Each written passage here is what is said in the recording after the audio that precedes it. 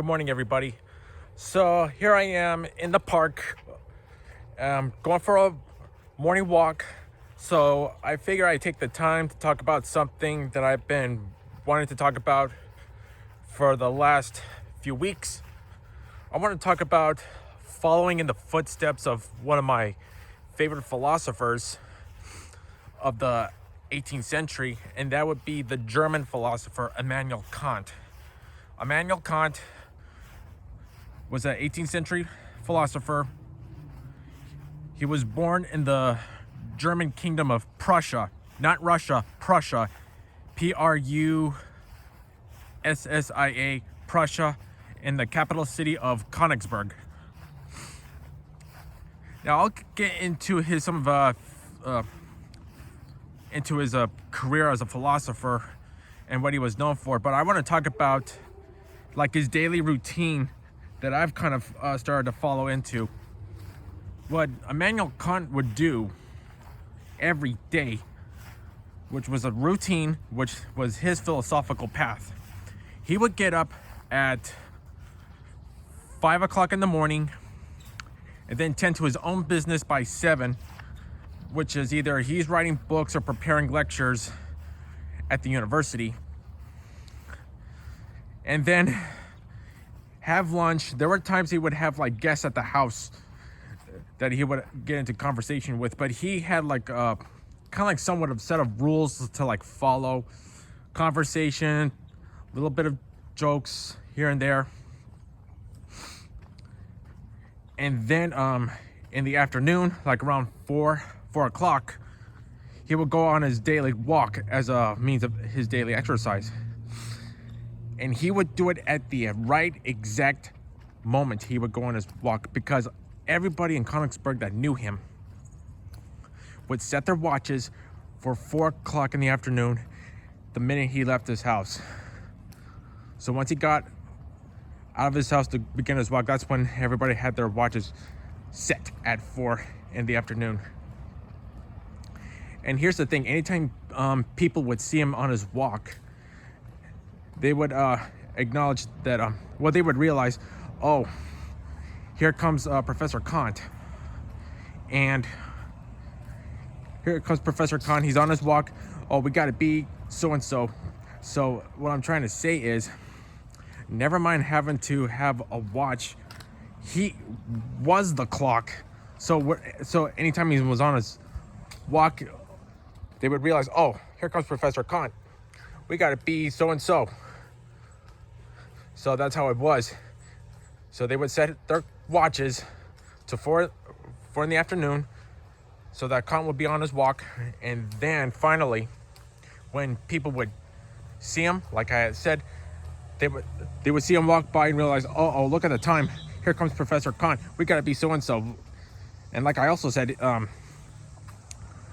never mind having a clock on you. He was the clock. Yeah, never mind having a watch. He was the clock. Well, even though people still had to carry a watch in case they lost track of time. And then by the evening, he would have dinner. He would spend his nights to light reading, and then he would go to bed by 10 in the evening. So I've been doing that as well. I've been following that routine for quite a while now. I've been getting up at 5 in the morning.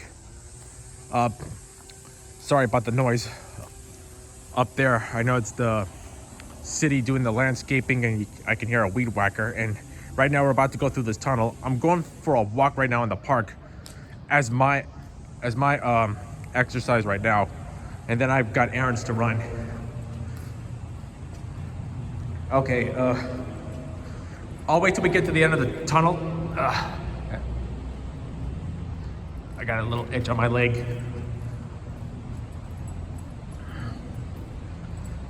Yeah, I can't really hear that much with this echo, so we'll just wait.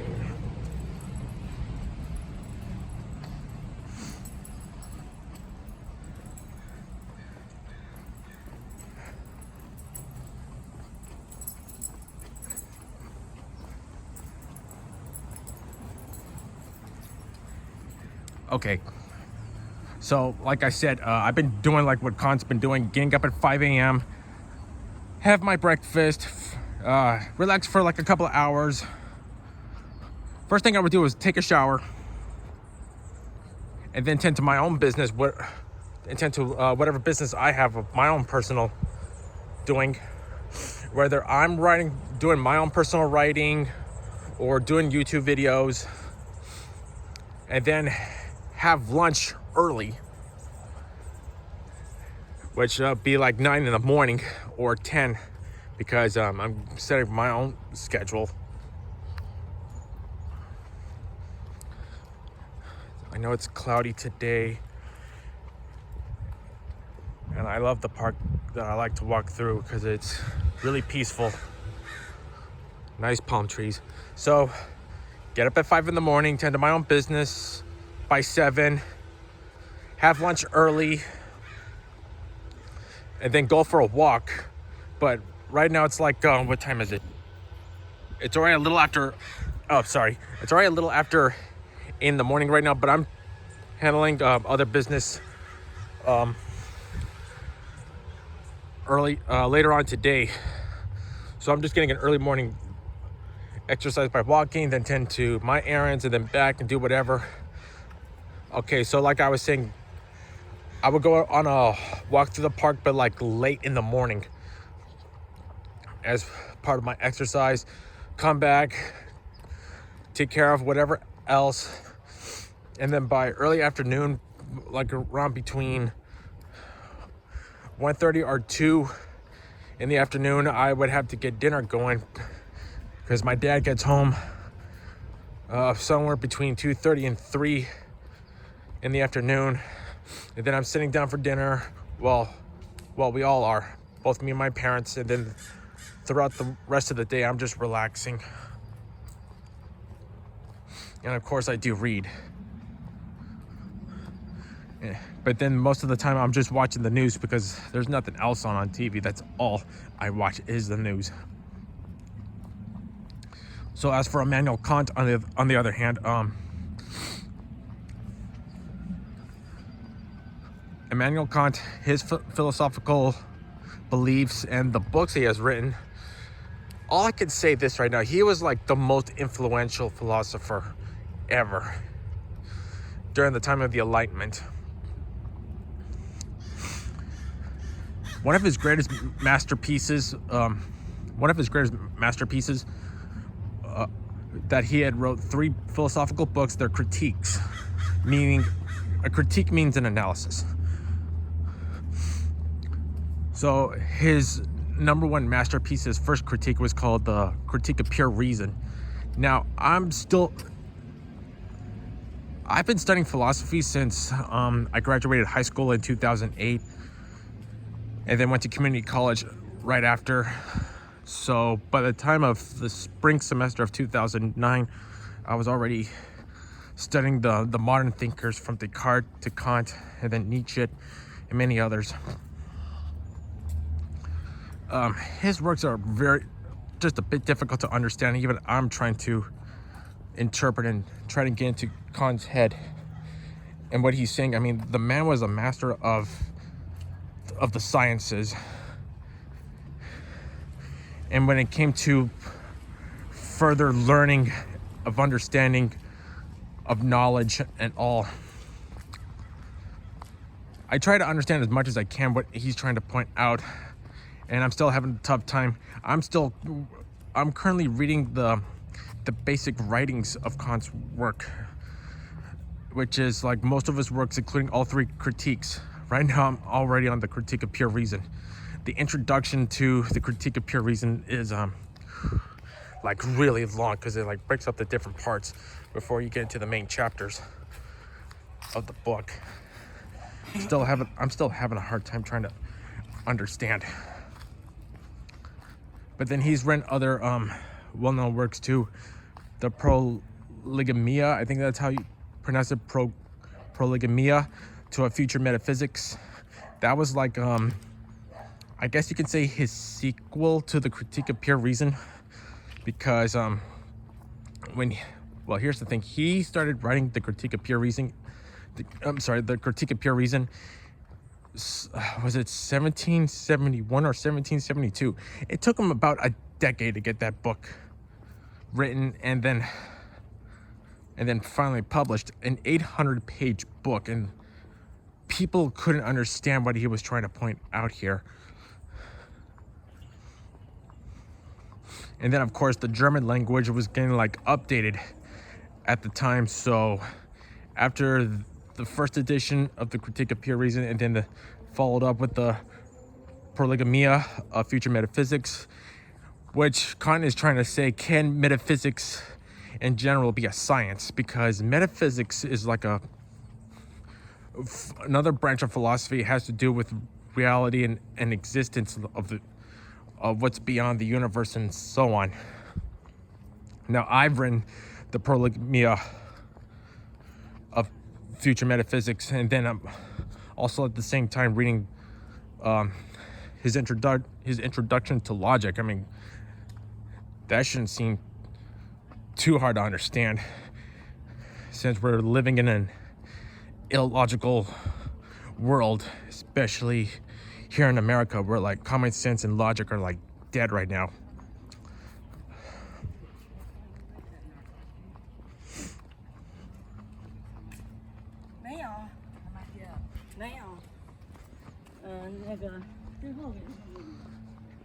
I mean, I live in the United States, and common sense and logic are like dead, like doesn't matter, whatever. I don't think even critical thinking is even considered accurate these days in America, because we're just living in a world of ignorance, by living by assumptions without even thinking twice of what people are saying or doing. That's why I'm like, whatever comes to my head, stop. Think for a moment before you say or act on anything. I mean, that's how I have come to realize that. I mean, gotta learn things the hard way. Take time to think about it before saying or enacting anything. Now, Kant wrote two more critiques: the Critique of Practical Reason, and then the Critique of Judgment. I have not gone to those yet, but I have the books, just haven't had the chance to get into them yet. And then he's written other books. I know he's written two other books concerning morals. One of them is The Metaphysics of Morals. I have a copy of that book. I gotta get into that too. And then there's one on education that I have not got into. I gotta get into that book as well. Most of his books that he had written, they're not that long.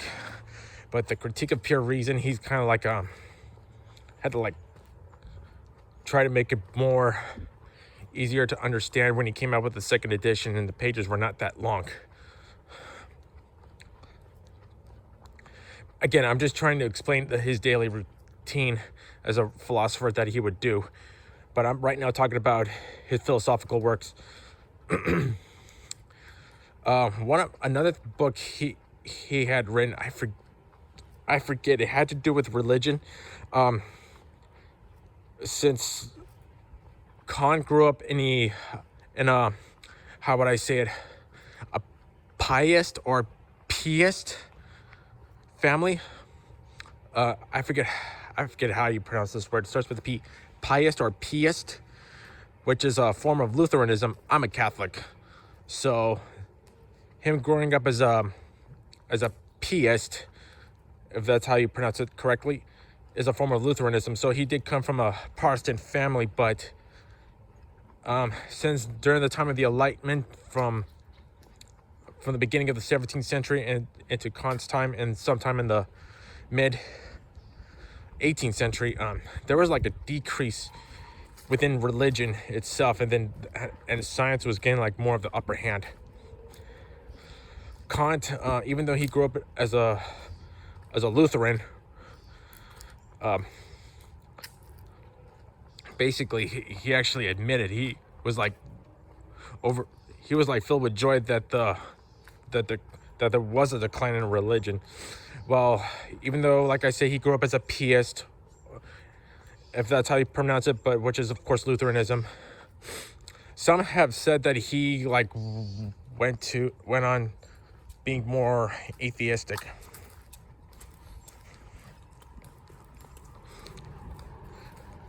Well, either atheistic or agnostic. But I think he went more agnostic because from what I've researched, he still clinged on to God. So therefore, I don't believe he was an atheist. If he was still clinging on to God, but still had the belief in him, but not really religious. So no doubt in my mind, he was agnostic. So that's what I believe. I believe he was agnostic. As I have said, he clinged on to more of his belief in God, but not as religious as he was, because Kant's own mother wanted him to be a minister or a Lutheran priest by sending him to a well-known big-time advanced school, because his father, at the time he was growing up, he was a horse saddle maker. Yeah, that's what his father did, was a saddle maker for horses. Sorry for the loud noise. Got some traffic going on. There's a school right here. I'm gonna walk around this park and then make my way back before all the kids get to school and all. Okay, my turn.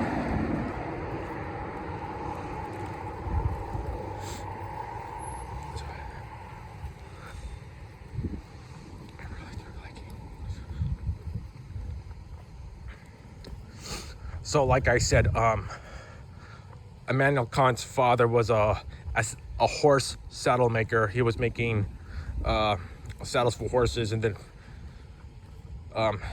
his mother, typical housewife and mother, Kant would help assist his father, like making the saddles every day before he went to like this big advanced school known as a gymnasium. And when I say gymnasium, I don't mean like a workout gym. A gymnasium is like an advanced school, kind of like a high school, but like for like, I guess for all ages. Before even getting into the university, Kant did attend the University of Königsberg. But then his father died before even graduating, so he ended up not getting a degree. But I think he did get a degree like later on, as things were getting a bit tough for him at the time, and he had to take on like minor jobs that weren't paying him well. Of course, he was renting out an apartment or flat, like those in the UK would say it, and of course in other countries.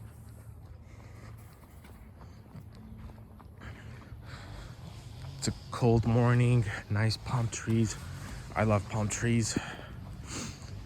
And at least it's nice and green, clean.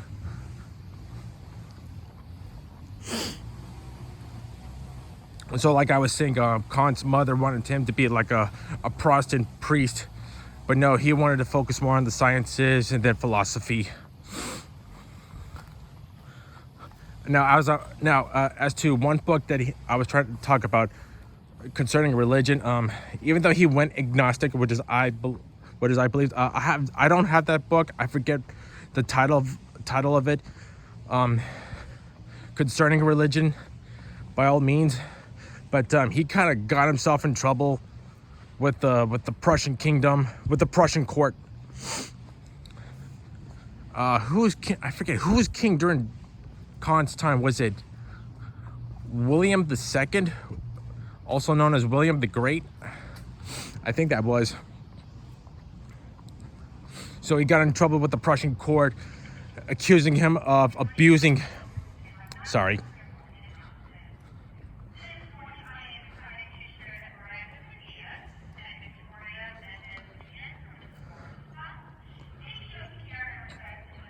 Sorry about the announcement coming from the school. Once it's over, I'll tell you the rest. Okay, I'll just keep going on. Kant got in trouble with the Prussian court, being accused of abusing his philosophy with this latest book he had written concerning religion. I have not looked like I said, I don't have the book. I forget the title, but I gotta look at the details of it because I'm thinking of what, because I have most of Kant's books.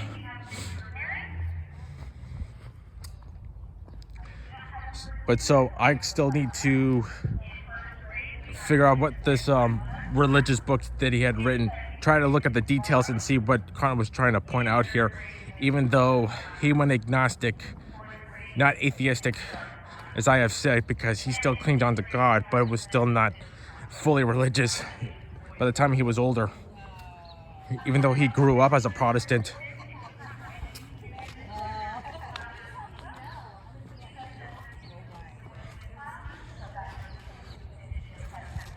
Okay.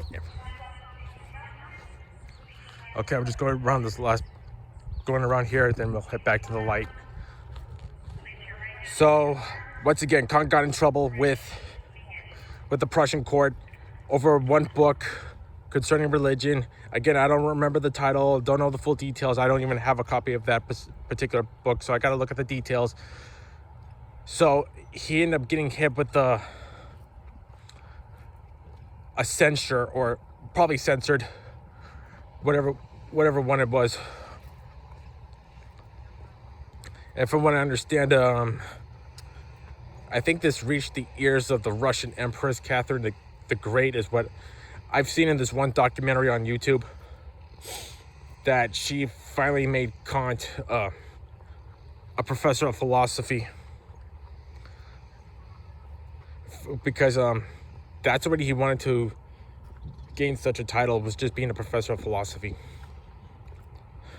But like I said, Kant grew up in Königsberg in the kingdom of Prussia. Once again, Prussia, not Russia, even though he finally got something he wanted from the Russian court, as what I just mentioned from a documentary that I have seen on YouTube.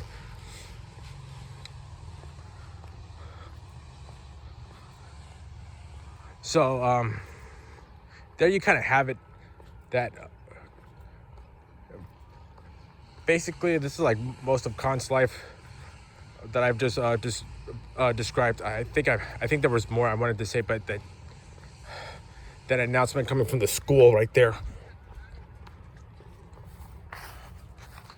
So right now I'm just taking out my walk right now, and then start taking care of my errands. I'm going back the other direction and started heading towards the shopping centers. So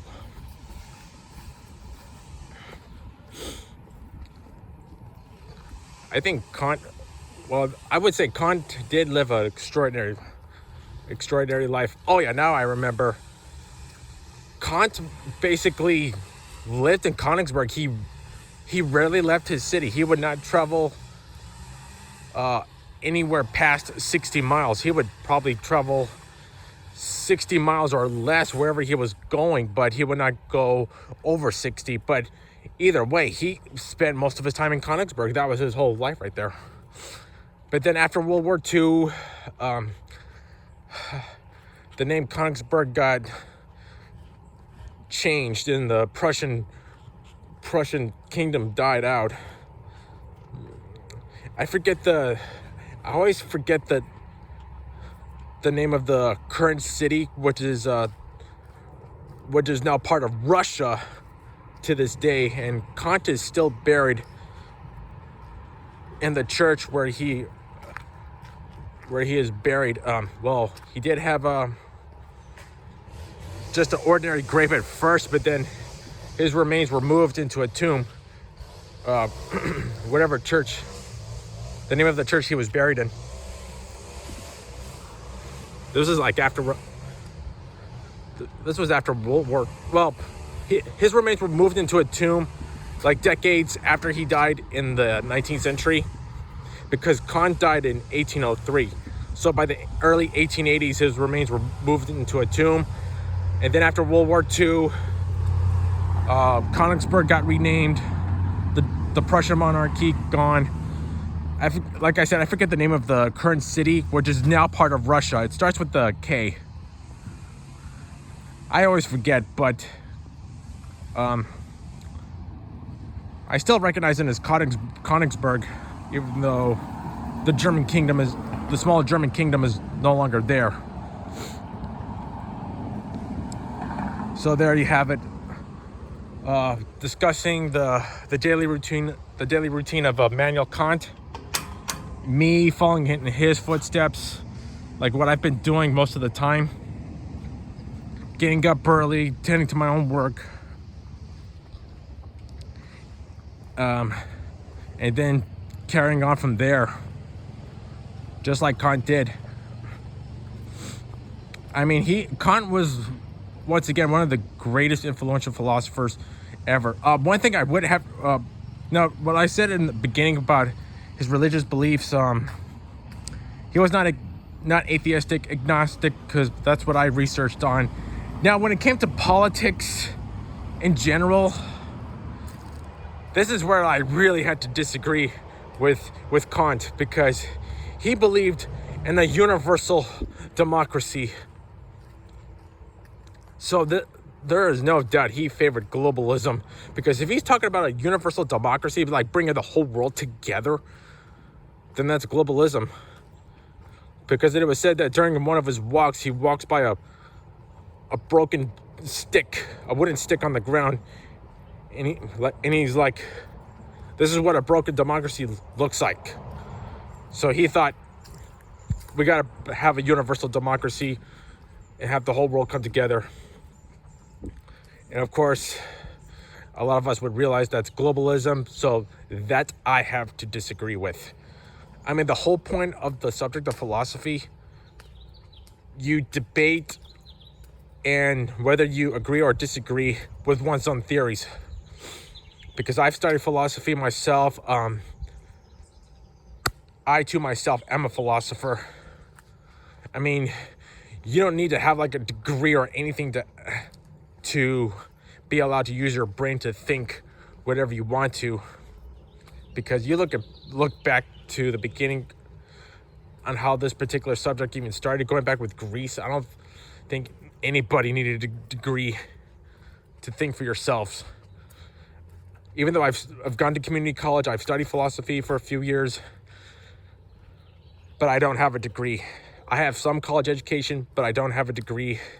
Why I don't have a degree? That's a personal matter. Sorry. Yeah, like I said, you don't need like a degree or a license to use your brain to think for yourself of what theories you have. Kant went to a university, even though he finally got his proper education, his degree, even though he had some rocky times after the death of his parents and all, having jobs that were not paying him well, but still he pulled through in the end and still had managed to make a living for himself with his writings. Yeah, so like I said, the whole point of philosophy is to debate by agreeing or disagreeing with one's own theories. That's the whole point of it. I mean, I still study philosophy to this day. I wanted to advance myself even after high school, because that was the first thing I went into right away, because I had my own reasons, personal reasons. And to tell you the truth, I'm trying to write a philosophy book on essays of my own critiques.